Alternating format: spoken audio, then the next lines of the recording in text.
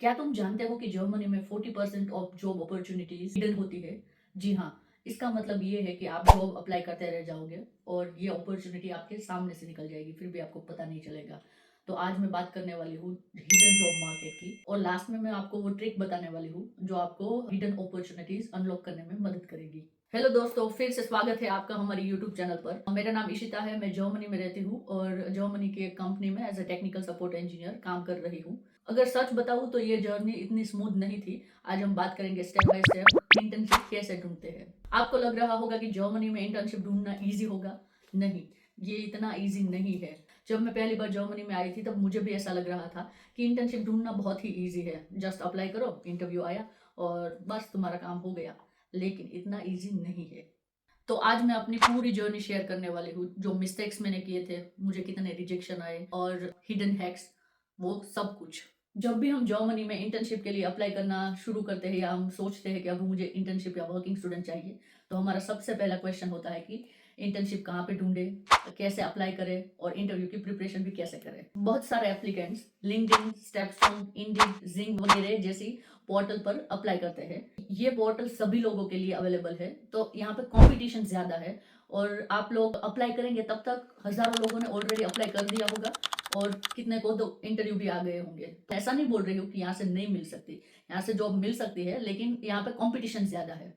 लेकिन मैं आपको एक बढ़िया ट्रिक बता रही हूँ। आप जिस यूनिवर्सिटी में पढ़ाई कर रहे हैं उस यूनिवर्सिटी का जॉब पोर्टल होता है, क्योंकि हर यूनिवर्सिटी का कंपनियों के साथ टाइप होता है और जब भी उन कंपनी में वैकेंसी होती है वो लोग यूनिवर्सिटी वाले को इन्फॉर्म करते हैं और यूनिवर्सिटी के जॉब पोर्टल पे आपको सारी वैकेंसियां दी जाएंगी। और दूसरी ट्रिक है नेटवर्किंग। आप जो कोई भी यूनिवर्सिटी में पढ़ाई कर रहे हो वहां पर एक्सटर्नल कंपनीज आएगी कोई प्रोजेक्ट के लिए, आपको उनके साथ कम्युनिकेट करना है और आपका इंटरेस्ट बताना है उस कंपनी में, वहां पे कौन से स्कोप बन सकते हैं, कंपनी क्या करती है वगैरह आप जान सकते हो और आप उनका कांटेक्ट भी ले सकते हैं। नेक्स्ट ट्रिक है कंपनी के एक्सपो। यहाँ पे जर्मनी में क्या होता है, कई सारी कंपनी के एक्सपोज होते हैं। वहां पे कंपनी आती है, उनकी एप्लीकेशन, उनकी प्रोडक्ट, उनके सॉफ्टवेयर दिखाती है। ये एक्सपो यूजुअली पेड होते हैं, लेकिन कई सारे एक्सपो में स्टूडेंट के लिए फ्री एंट्री होती है। तो आप वहां पे जा सकते हो, आप वहां पे कंपनी की अलग अलग प्रोडक्ट देख सकते हो, उनके सॉफ्टवेयर देख सकते हो और उनके रिप्रेजेंटेटिव के साथ बात कर सकते हो। रिप्रेजेंटेटिव को आपका इंटरेस्ट दिखाओ कि मुझे आपकी कंपनी में काम करने में इंटरेस्ट है, मुझे आपके सॉफ्टवेयर में इंटरेस्ट है, और उनसे बात करो और बाद में पूछ लो कि अगर कोई जॉब अपॉर्चुनिटीज है। तो मेरी फ्रेंड के साथ क्या हुआ कि हम लोग ऐसे ही कई सारे बूथ पर गए और हमने बातें की। उसने एक कंपनी के रिप्रेजेंटेटिव के साथ बात की और उनको भी मेरी फ्रेंड का पिछला एक्सपीरियंस अच्छा लगा, तो उन्होंने उसका कार्ड दिया और बोला इसमें मेरे को सीवी वगैरह भेजो। सीवी भेजने के 2 ही दिन के बाद उनका इंटरव्यू हुआ और एक ही हफ्ते में उसको जॉब लग गई। तो ये भी तरीका है कि आप इस तरीके से इंटर्नशिप या वर्किंग स्टूडेंट की जॉब ढूंढ सकते हो। तो अब मैं अपनी बात बताती हूँ कि जब मैंने इंटर्नशिप या वर्किंग स्टूडेंट के लिए अप्लाई करना शुरू किया, पहली 100 से 150 एप्लीकेशन में मेरे को रिजेक्शन ही आए। क्योंकि प्रॉब्लम ये थी कि मैंने अपना बैचलर्स बीएचएमएस में किया है और यहाँ पे मैं मास्टर्स डिजिटल हेल्थ में कर रही हूँ, तो मुझे लैंग्वेज बैरियर ना हो इसीलिए मेरे को टेक्निकल साइड पे जाना था। मेरा रिलेवेंट एक्सपीरियंस ना होने की वजह से मुझे कई सारी जगह से रिजेक्शन आ रहे थे। फिर बाद में धीरे धीरे मेरे को इंटरव्यू आने शुरू हुए, तो इंटरव्यू आने से एक बात अच्छी थी कि मेरे को धीरे धीरे पता चलने लगा कि इंटरव्यू में कैसे क्वेश्चंस पूछते हैं, तो मैं कैसे अपने आप को प्रिपेयर कर सकती हूँ, क्योंकि यहाँ का इंटरव्यू इंडिया से टोटली डिफरेंट है। अभी इंटरव्यू तो आने लगे, लेकिन उसमें भी एक ट्रैप था, क्योंकि उस टाइम पे मेरी जर्मन इतनी अच्छी नहीं थी, मेरे को सिर्फ A2 तक ही आता था और इतना ज्यादा मेरे को जर्मन नहीं आता था। उसकी वजह से मेरे 1-2 इंटरव्यू में मेरे साथ ऐसा हुआ कि मैंने इंटरव्यू शुरू किया, मैंने अपना इंट्रोडक्शन दिया और 2 मिनट में वो बोले कि भाई मेरे को तो 2 मिनट में उन लोगों ने बोला कि मेरे को तो ऐसा बंदा या बंदी चाहिए जो जिसको अच्छी जर्मन आती हो, और मेरा इंटरव्यू 2 मिनट में खत्म।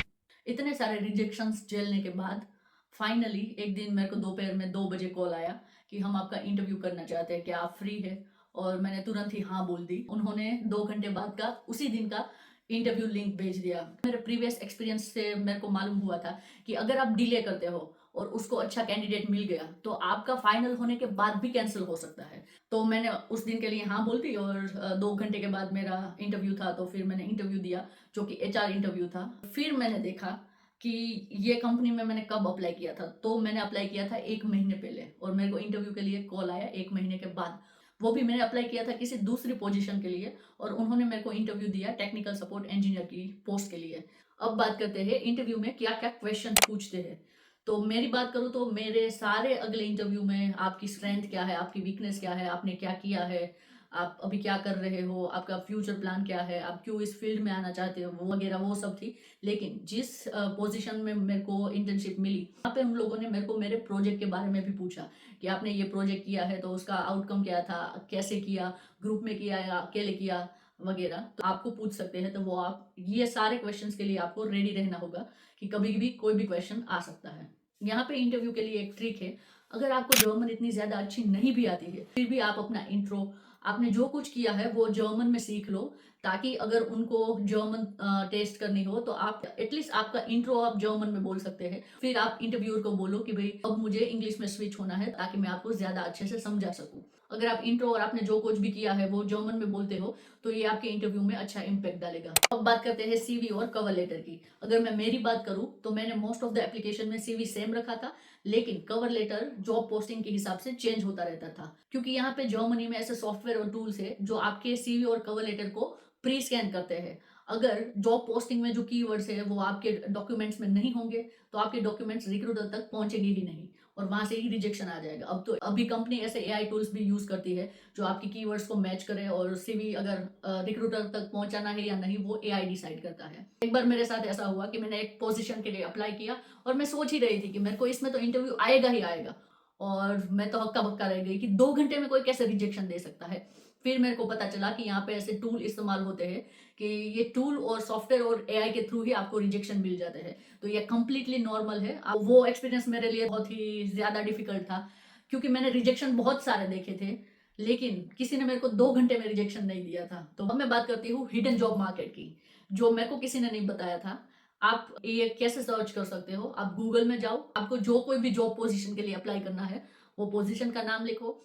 अब आप जो कोई भी सिटी में रहते हो उसका नाम लिखो और प्लस लिखो इंटर्नशिप। वहां पे आपको कई सारे ऑप्शन दिखाई देंगे जो आपको लिंक्डइन, स्टेपस्टोन, इंडीड वगैरह पे नहीं मिलेंगे। तो ये थोड़ा यूनिक है, ट्राई करके आप देख सकते हो। और इससे अगर आपको रिस्पॉन्स आता है तो कमेंट में जरूर लिखे कि अगर आपको रिस्पॉन्स आया है या नहीं।